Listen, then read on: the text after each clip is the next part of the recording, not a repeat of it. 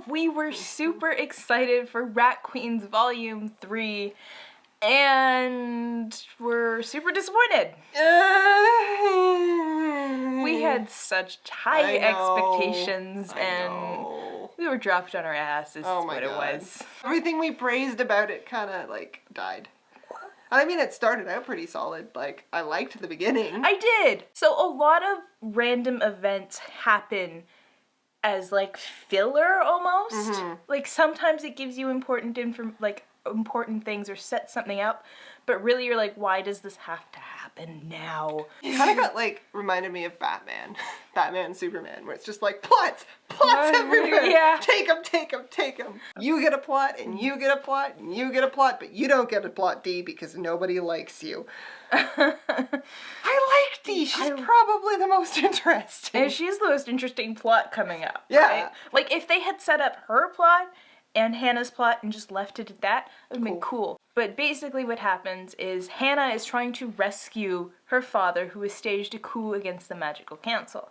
You find out that this is his second coup against the Magical Council. The first one was successful, and he set up a new Magical Council, and then this is the one he's trying to take down now. Originally, he had taken down the council for Hannah, actually, because she's a demon baby, and apparently they had a problem with that, or something, they never tell us.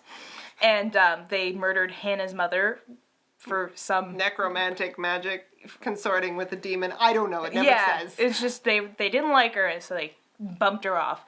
And so her adopted father was like, hey, I need to make a world for Hannah.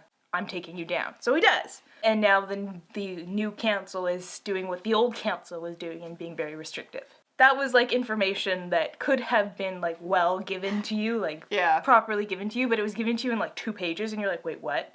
Wait, what? My big question was, okay, if Hannah did all this awful stuff and killed all these guards, how did she get out, and how are they like okay with her being out? Yeah. I'm just like... Because Hannah says, okay, so I went to university, my father Gerard said, go to university, and I didn't want to, but I did anyways, and I fucking hated it. It was awful. And so as her meltdown or whatever, she goes and she takes this demon that she had been contracted to and murders a whole bunch of the council's guards. And yeah, how did they let her leave after that? Yeah, it doesn't make much sense. What is their level of like, okay, you fucked up so bad we need to kill you? Because clearly it's set pretty freaking high. You killed 15 people, but our cap is 17. like I don't know, there's this really random anecdote about Betty getting like this super powered sled, which was almost, it reminded me of like a Charlie Brown cartoon. Like she was Snoopy. It would have been fine if like it'd been done properly, but it was kind of one-shotty. Yeah. It was cute though. The art, that was when the art actually kind of worked for it. I liked the dragon Daniel.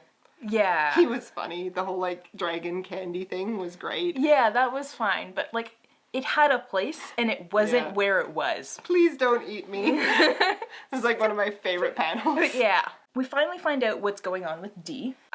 This was my favorite part. Mm-hmm. Like, of all the things they did in this thing, this was it. She finally meets up with her brother, who I didn't know existed, and she tells him that when she became High Priestess, she learned that the god Nigroth was actually a being that her people, I guess, took down and put to sleep, and the only way they can keep him asleep is by doing these rituals and draining him of his magic. And they have to keep doing these rituals, otherwise he'll wake up and he'll destroy the world.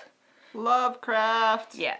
So she's like, holy shit, we need to find a way to kill this thing. Mm-hmm. But then it's like, oh, Hannah's having a meltdown. Okay, so the brother's possessed by the demon. That was fine. I was okay with that. It's just like, cool. He basically, the demon possesses him, drives him like a little demon car into the situation to try and like separate the rat queens.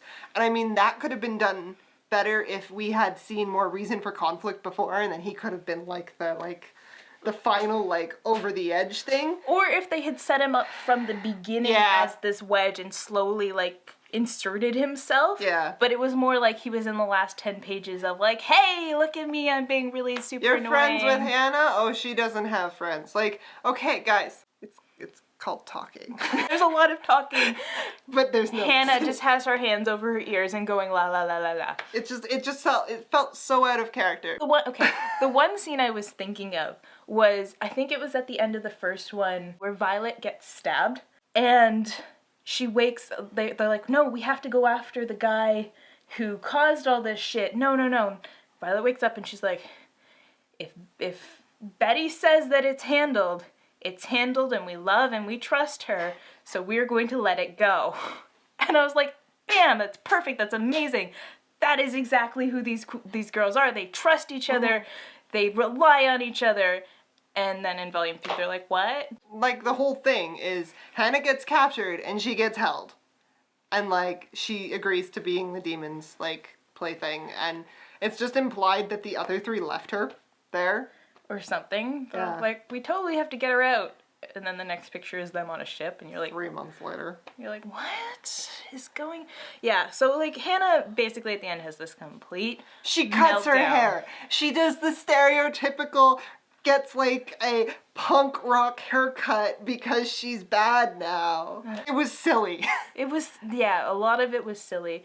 There was no really funny moments. No. Like, the last two were so quotable. Like, you just sat there and you'd be like, remember the time when they said, oh yeah, that was so funny, ha ha ha, like, and you giggled to yourself because it was genuinely hilarious. And now you're like, oh, I don't think they said anything funny. No. People just throw information at you. Yeah. There was this black It started out, I thought that I had missed something. Yeah. Because they're captured and it's just like, they're like, oh yeah, like your dad said this. And I'm like, when did he say that? Like, what's happening? Where am I? The fact that Hannah's mother is actually dead and she just hasn't passed on yet, I was like, wait. Like, I know that you had kind of said that in the last volume, but everybody was having visions at the time, and I was betting that that was just like a nightmare vision, not that she was actually dead. It was trying to do too many things at once. The plot got mudded down with that, and like, it wasn't funny. Yeah, it wasn't funny, it wasn't super clever, and it focused on all the wrong things.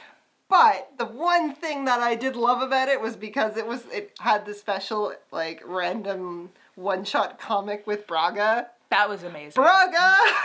The one-shot comic, though, they wrote before that, yeah, so... and it was great, and I loved it, and she's amazing, and yeah. her, like, backstory was so out of left field, but worked so perfectly. You're just like, holy shit. Also the Daves. The Daves. I love the Daves. Just how she abuses the one Dave. Just so cute. I mean... It could get better. Like, I'm hoping it gets better. It's like the only thing of its kind that's out on the market anywhere right now, right? I think my problem with this volume is it kind of fell into the traps that it was originally avoiding, like stupid melodrama, just like girl fights, when like, it was so nice to see like a functioning, believable, strong like friendship. And I mean, they had their arguments. Yeah, like within boundaries of friendship. And if like, you know, Violet, Dee, and Betty had like done something to eventually warrant this, screw you guys, I have no friends, fine, but you abandoned them so you could deal with your shit while they wandered and then came back and yelled at them and was like, ah! So yeah, I mean, I don't know whether things are gonna pick up again, and I mean, it's really hard to tell. I guess we could go read the... like, issues as they release. But that sounds like torture. And I don't want to do it. So here's hoping that it picks up again. Because we have faith. We do. The Rat Queens were awesome. Rat Queens! Alright, so that was our review of Volume 3, guys, and we will see you for Volume 4 whenever it comes out.